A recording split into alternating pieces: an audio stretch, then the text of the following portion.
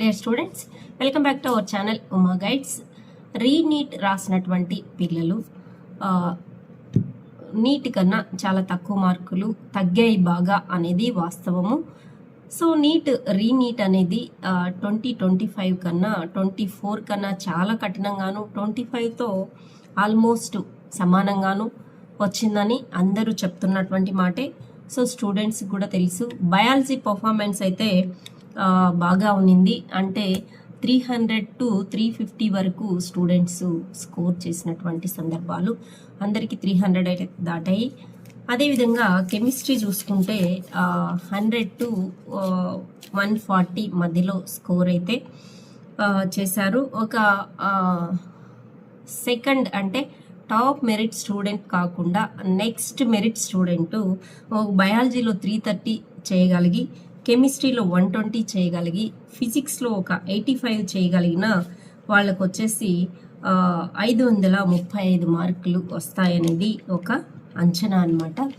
So ఇంతకుముందు 625 అలా వచ్చినటువంటి స్టూడెంట్స్కి ఇప్పుడు 575, ఇంతకుముందు 680 వచ్చినటువంటి స్టూడెంట్స్కి 630 వచ్చినటువంటి స్టూడెంట్స్కి ఇప్పుడైతే 580 అలా వచ్చాయి. ఇంతకుముందు 660 అలా వచ్చినటువంటి వాళ్ళకి కొంతమందికి 640స్లో కూడా వచ్చాయనేది వాస్తవం అనమాట. సో టాప్ లేయర్లో ఉన్నటువంటి మెరిట్ స్టూడెంట్స్కి 630 అండ్ అబవ్ వచ్చాయి, 630 to 660 వరకు వచ్చాయన్నమాట.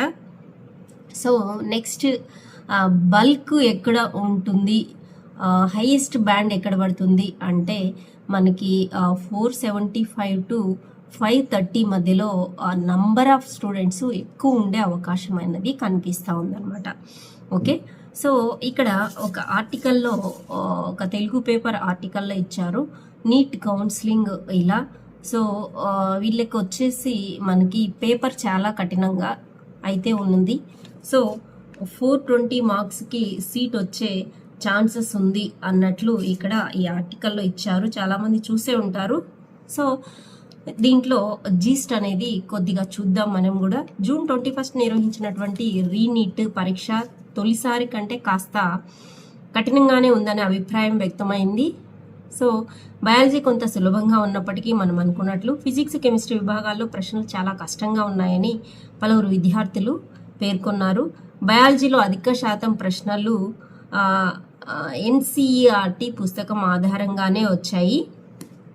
ఫిజిక్స్లో గతానికి భిన్నంగా mechanics, electronics, electrostatics, current electricity విభాగాల నుంచి అడిగిన డయాగ్రామ్స్ ఆధారిత ప్రశ్నలతో విద్యార్థులు సమయాభావానికి గురయ్యారు అని చెప్పారనమాట.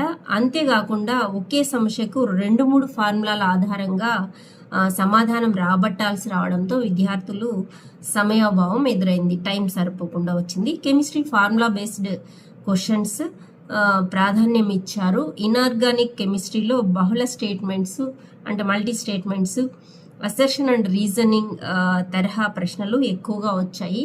ఆర్గానిక్ కెమిస్ట్రీలో కూడా చాలా లోతైన ప్రశ్నలే అడిగారు అని మనకు ఇక్కడ. సో కట్ ఆఫ్ మార్కులు దీనివల్ల తగ్గే అవకాశం ఉంది అని, ఏడాది రీనీట్ పరీక్ష కఠినంగా ఉందన్న అభిప్రాయాలు నేపథ్యంలో కట్ ఆఫ్ తగ్గే అవకాశం ఉంది. మొత్తం 720 మార్కులకు గాను 420 మార్కులు ఆ పైన సాధించిన వారికి ఎంబీబీఎస్ లభించే అవకాశం ఉంది అని ఇక్కడ చెప్పుకొచ్చారనమాట. సో ఇంకా సీట్లు ఆశించిన స్థాయిలో పెరుగుతాయి. ఈ సంవత్సరం అయితే 120,000 అందుబాటులోకి సీట్స్ ఉంటాయి అని కూడా వీళ్ళు ఇచ్చారు. అలాగే 312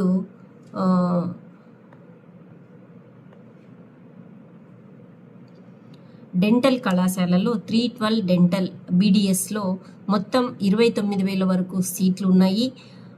సో ఆంధ్రప్రదేశ్లో మొత్తం మనకి 6,940 ఎంబీబీఎస్ సీట్లు ఉండగా వీటిలో ప్రైవేట్ కళాశాల సీట్లు 2,800 గాను, బీడీఎస్లో 140 సీట్స్ ప్రభుత్వ సీట్లు, అలాగే 1,400 ప్రైవేటు సీట్లు ఉన్నాయి. తెలంగాణలో అయితే మొత్తం 9,085 ఎంబీబీఎస్ సీట్లు ఉంటే వాటిలో 5,150 సీట్లు ప్రైవేట్ కళాశాలల్లో ఉన్నాయి. బీడీఎస్లో ఒక ప్రభుత్వ కళాశాలలో 100 సీట్లు, ప్రైవేట్ కళాశాలల్లో 1240 సీట్లు బీడీఎస్లో ఉన్నాయి అని తెలియజేశారు. సో ఇంకా మనకి ఇక్కడ వీళ్ళు ఇచ్చిన దాన్ని బట్టి ఏంటంటే 2 లక్షల ర్యాంకు వరకు ఛాన్స్ ఉంటుంది ఎవరికి. తాజాగా అందుబాటులో ఉన్న ఎంబీబీఎస్ సీట్లను పరిగణలోకి తీసుకుంటే ఆల్ ఇండియా స్థాయిలో రిజర్వ్డ్ కేటగిరీలో 2 లక్షల వరకు ర్యాంకు పొందిన వారికి సైతం సీట్ వచ్చే అవకాశం కనిపిస్తుంది. సో జాతీయ స్థాయిలో 40,000 లోపల ర్యాంకుతోనే జనరల్కి అయితే మాత్రం సాధ్యమవుతుంది అని ఇచ్చారనమాట. సో పేరున్న ప్రభుత్వ కళాశాలల్లో సీటు సొంతం చేసుకోవాలంటే ఆల్ ఇండియా ర్యాంకు 40,000 రూపాయలు అయితే ఉండాలి అని ఇచ్చారు. Counselling all India quota, state quota విధానం 2 విధాలుగా జరుగుతుంది. సో అది మనకు తెలిసిన విషయమే. నీట్ కౌన్సిలింగ్ను 2 విధానాల్లో నిర్వహించి సీట్లను భర్తీ చేస్తారు. అది వచ్చేసి all India quota and state quota. All India quota సీట్ల భర్తీని DGHSకు చెందినటువంటి మెడికల్ కౌన్సిలింగ్ కమిటీ నిర్వహిస్తే, రాష్ట్ర కోటాకు సంబంధించి రాష్ట్ర వైద్య విశ్వవిద్యాలయాలు కౌన్సిలింగ్లు చేస్తాయి.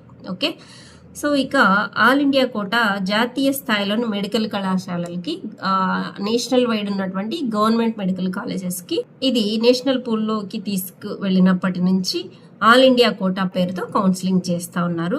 జాతీయ స్థాయిలో అన్ని మెడికల్ డెంటల్ కళాశాలల్లో యూనివర్సిటీలో 15% సీట్లు 15% అనేది ఇక్కడ ఫిల్ చేస్తారు. దీనిని కేంద్ర ప్రభుత్వ ఆధ్వర్యంలోని DGHSకు చెందినటువంటి మెడికల్ కౌన్సిలింగ్ కమిటీ అనేది ఆల్ ఇండియా కోటాకు సంబంధించినటువంటి సీట్లను అనేది భర్తీ చేయడం జరుగుతుందన్నమాట. ఓకేనా. స్టేట్ కోటాకు వస్తే జాతీయ స్థాయిలో MCC కేవలం 15% సీట్లు మాత్రమే భర్తీ చేస్తుంది. మిగతా 85% సీట్స్ వచ్చేసి ఆయా స్టేట్స్కు, మిగతా 85% ఆయా రాష్ట్రాలు సొంతంగా కౌన్సిలింగ్ అనేది నిర్వహించుకుంటాయి. సో ప్రభుత్వ వైద్య కళాశాలలోని 85% సీట్లు ఆల్ ఇండియా కోటాకు కేటాయించాక ఉన్న సీట్లు అన్నమాట. సో ప్రైవేట్ కళాశాలల్లో కన్వీనర్ కోటాకు సంబంధించినటువంటి సీట్లు, కోటాలో ఉన్నటువంటి అంటే గవర్నమెంట్ కాలేజీలో ఉన్నటువంటి సీట్స్ అన్ని ఆల్ ఇండియా కోటాలో 15% గవర్నమెంట్ కాలేజ్ సీట్స్ అన్ని భర్తీ చేస్తారు.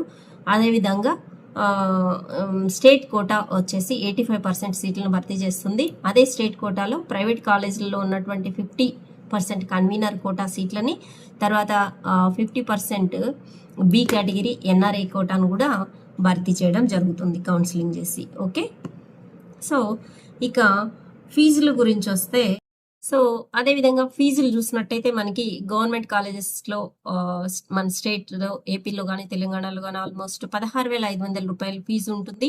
ప్రైవేట్ కళాశాలల్లో మేనేజ్మెంట్ కోటాగా పిలిచే కేటగిరీ బి సీటుకు 13.2 లక్షలు ఫీజు ఉంటుంది. ప్రైవేట్ కాలేజెస్లో NRI కోటా కేటగిరీ సి సీట్లకి గరిష్టంగా 39.6 లక్షలుగా ఫీజు ఉన్నట్లు చెప్తాం. సో ఏపీలో అయితే ఇది ఫీజులు.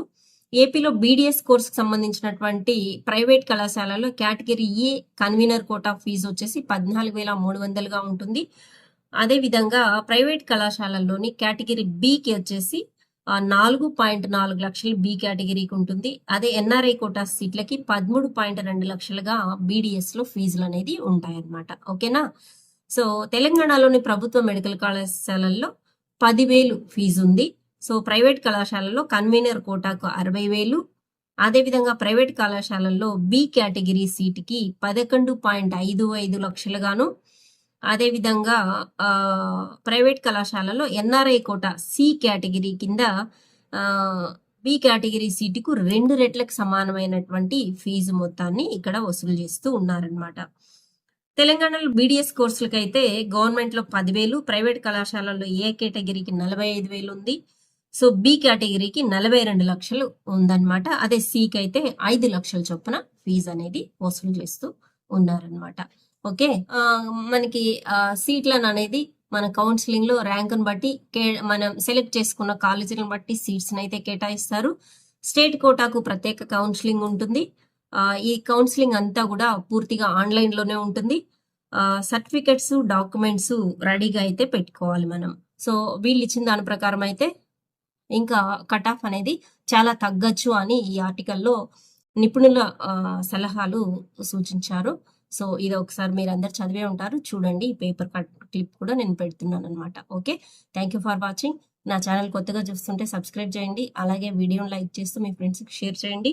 నీట్కి సంబంధించినటువంటి అప్డేట్స్ ఎప్పటి నుంచి ఈ ఛానల్లో అప్డేట్ చేయబడుతూ ఉంటాయన్నమాట. Okay, thank you for watching.